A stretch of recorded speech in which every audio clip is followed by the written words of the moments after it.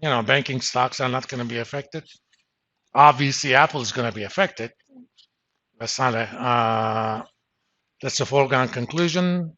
Maybe by implication, a firm like Microsoft would have been affected positively. Maybe a little bit Google. They're competitors of Apple. One on the hardware side, the other on the software side. You know, iPhones versus what's the Google operating system on the phones? No, iOS is the Apple. I can't remember it now. Huh? I don't know. I don't remember. Doesn't matter. For example, Samsungs have that operating system. So in that sense, maybe Samsung would have been affected a little bit, but only a very small number of firms. These are unsystematic. Okay. The nice thing about unsystematic surprises, they're not correlated. So if you know that there's going to be a negative surprise on Apple, that doesn't give you any information about whether or not there will be a positive or negative surprise on Coke. That's what we mean by uncorrelated. If two random things are uncorrelated, knowing what's going to happen to one of them ahead of time doesn't give you any advantage about what's going to happen to the other. Basically, your opinion is going to be pretty much the same before that information versus after that information. The entire insurance industry, especially things like health insurance, car insurance, house insurance, they work under the assumption of uncorrelated risks. You insure your car, I insure my car. If you know that I had an accident, unless we had the accident together, that doesn't change your opinion about how likely you are to have an accident, right? You are who you are. The chances of you're going to have an accident is 2%, whether you know I had an accident or not. That's what we mean by uncorrelated. Now, one thing about since uncorrelated assets, uncorrelated random variables, or average of uncorrelated random variables,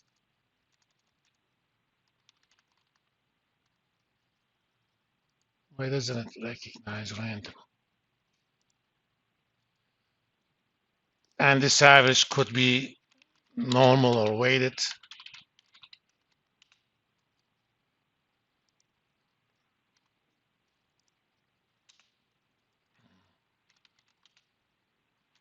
Tend to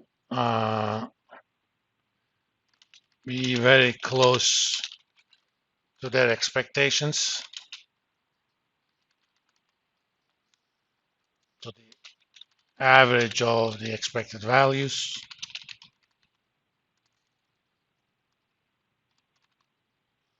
Again, this average,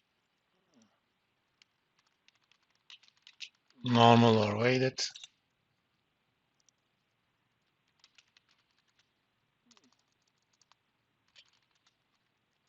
Average could be weighted.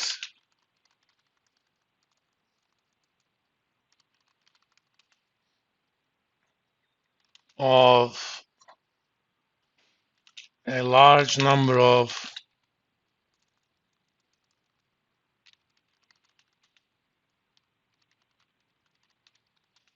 uncorrelated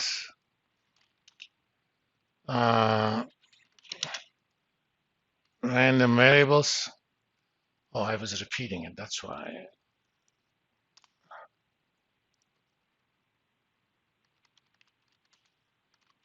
With zero expectation.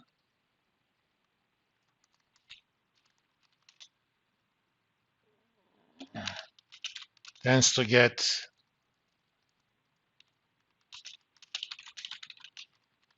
very close to zero. In theory, as the number of random variables increases, you get closer and closer to zero. This is known as the law of large numbers.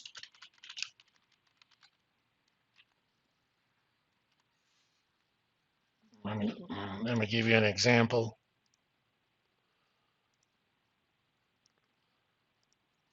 I'm going to randomly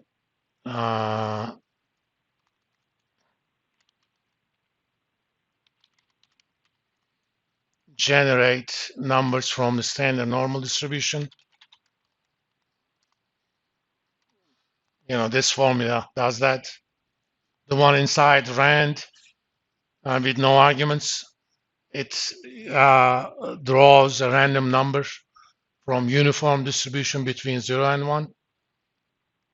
And if you use the inverse of the standard normal, that draws from normal distribution.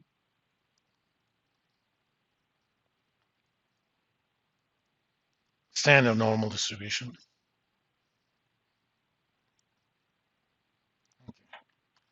And I'm going to calculate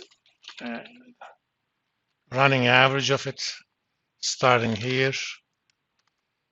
Average, if I fix the first argument,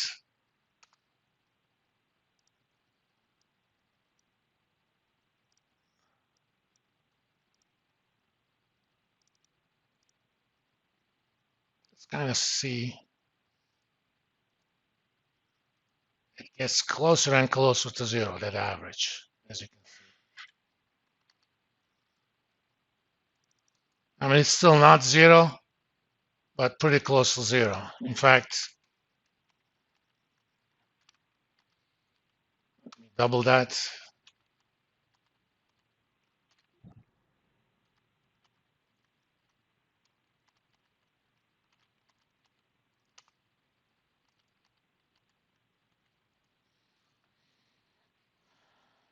And let me do a chart of that.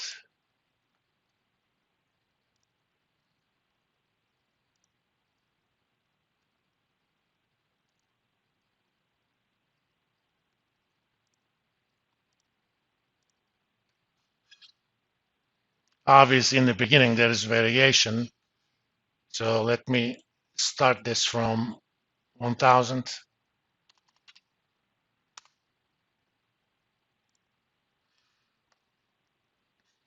You see that it gets closer and closer to zero. And, around here, it's basically between negative 0.05 to positive 0.05. Remember, this distribution, these are from a distribution that has a standard deviation of 1. That's very, very small, okay?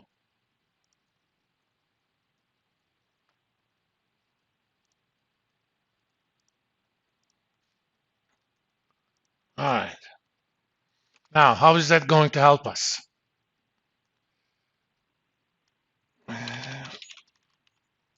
Thinking about that,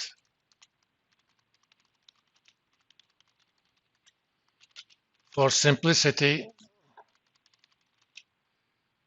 consider an equal weighted portfolio of all assets. Similar arguments would apply if it's weighted average, but algebra is a lot easier for that. And let's calculate the expected value of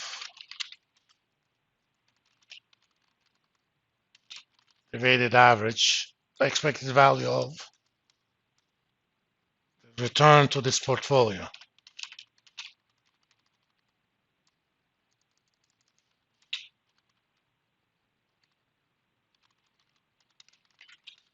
Since the portfolio is equally weighted,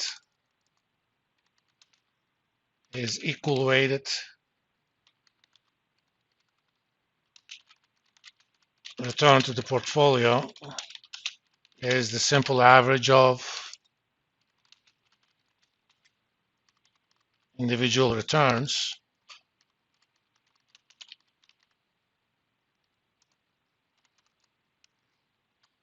So return to portfolio, P is for portfolio, is equal to average of RI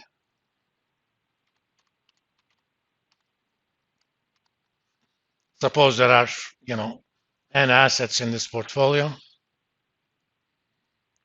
And nice thing about the average operator, it's a linear operator.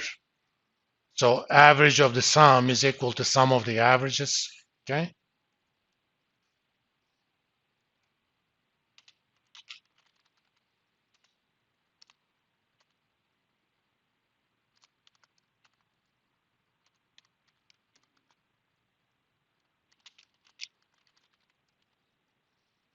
I'm not going to use the index again.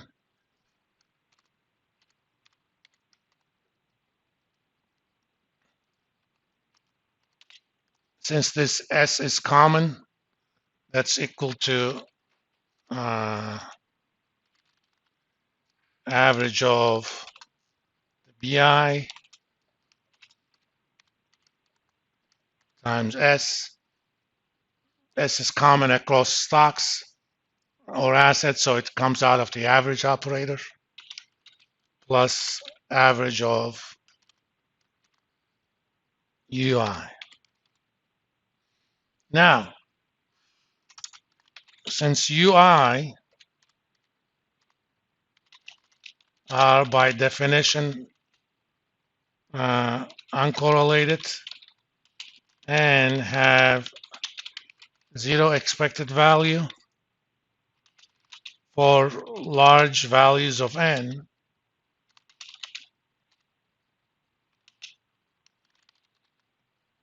average UI is effectively zero, at least when n is rather large. Okay.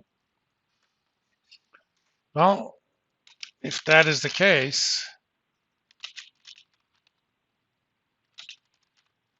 then expected value of RP is basically equal to average of those BI, the coefficients, times expected value of S. Remember, S are random factors, but they're systematic in nature.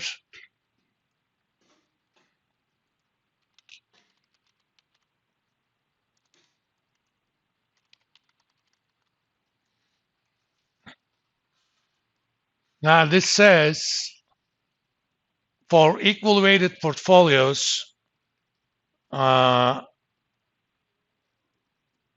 unsystematic components have no effect at all on the return of that portfolio.